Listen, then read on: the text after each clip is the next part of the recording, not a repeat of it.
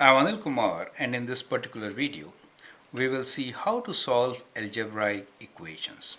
Now I'll take very simple examples to start with, but they should form a strong foundation for you to solve algebraic equations.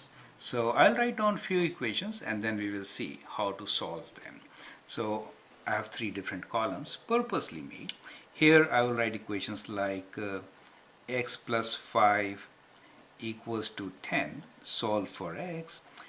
We could use different variables, right? So I need not write x always. Algebraic equation means we should have at least one variable, right? So let me write here p minus 2 equals to 7, and let's say y plus half is equal to, let us say, 1, and then we have 3 minus x equals to 4, and let's say 5 minus 6, well, that becomes a number. So let me change this 6 to a variable. Okay, let us say the variable is v for me, is equal to 8. So let's say these are my statements which represents with the help of equation. 5, when you add to x you get 10. When you take away 2 from p you get 7. When you take away half from something you get 1. When you take away a number from 3 you get 4. When you take away a number from 5 you get 8. So how can you solve such an equation? So we can solve this with trial and error. So trial and error is a very good way of solving, or by intuition, right? So intuition, like what I mean to say is kind of like this. X plus 5 is 10. I know x is 5 because 5 plus 5 is 10. Okay, now you say p minus 2 is 7. What is p? So I have to take out 2 to get 7, so the number should be 9. So I say p equals to 9. Good job. So you can test. 9 minus 2 is indeed 7.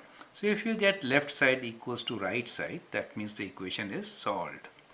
Now here we say when you add something with half, you should get 1. I know half and half is 1. So I say, well, y is equals to half.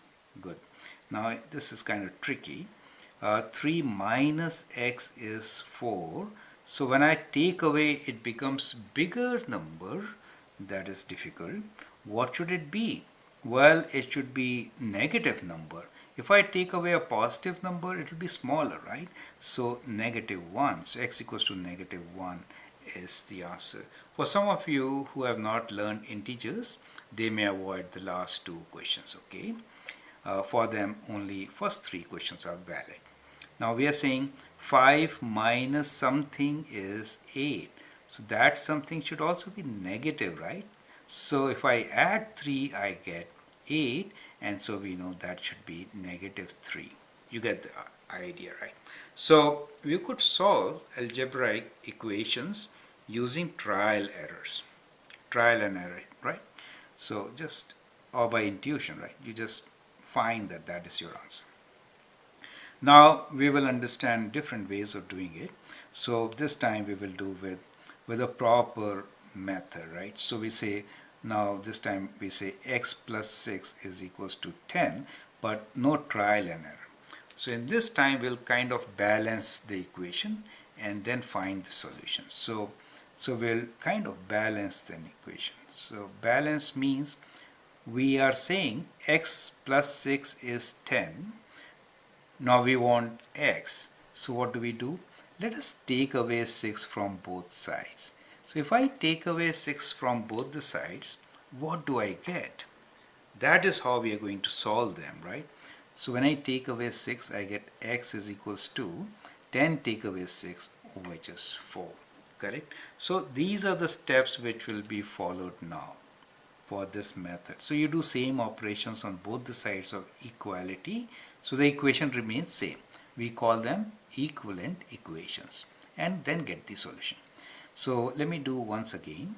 We saw x plus 3 equals to 9. Let me write sum here. X minus 5 equals to 12. and we'll say x plus 1 equals to 1, right? And we will see how to solve them. Well, you can pause the video and solve them yourself. Now, in this particular case, plus is similar to that. You take away 3. Here it is negative. You do opposite operation. So we could add 5, right? So we could add 5 both sides. So if I add 5, minus 5 plus 5 is 0.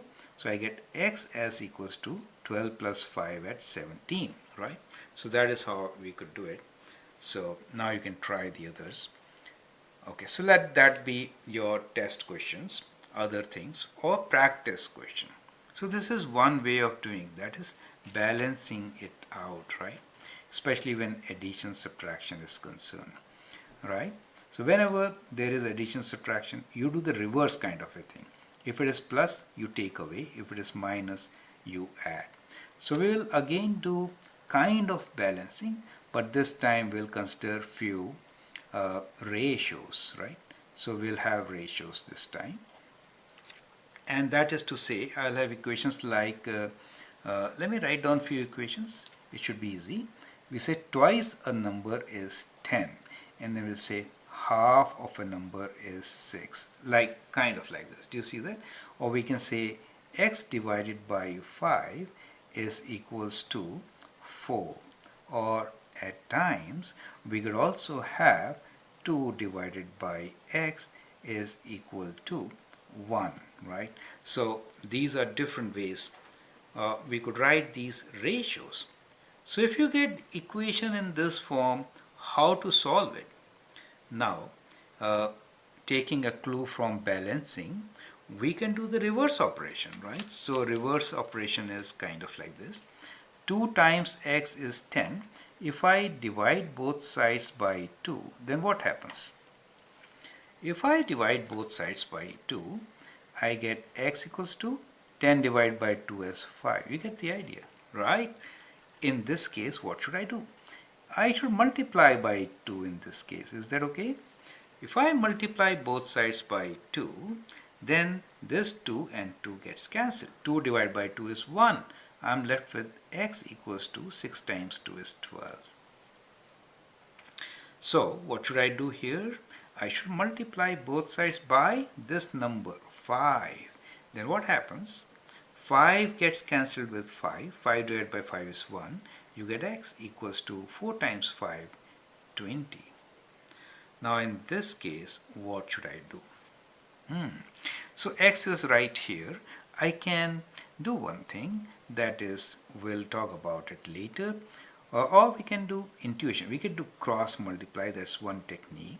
So we can multiply both sides by x. Okay, that works, which is kind of same, right? Instead of multiplying by a number, this time we multiplied by x. We also call it cross multiply. So in this case, what happens? X cancels, and what you get is 2 equals to x. So that becomes your solution. Do you see that? So like this, we can solve simple algebraic equations where the operations involved are plus, minus, multiplication and division. So I'd like you to go through this video, understand these operations, and then we have some links to practice questions with it. Try those questions. I hope that should help. Thank you and all the best.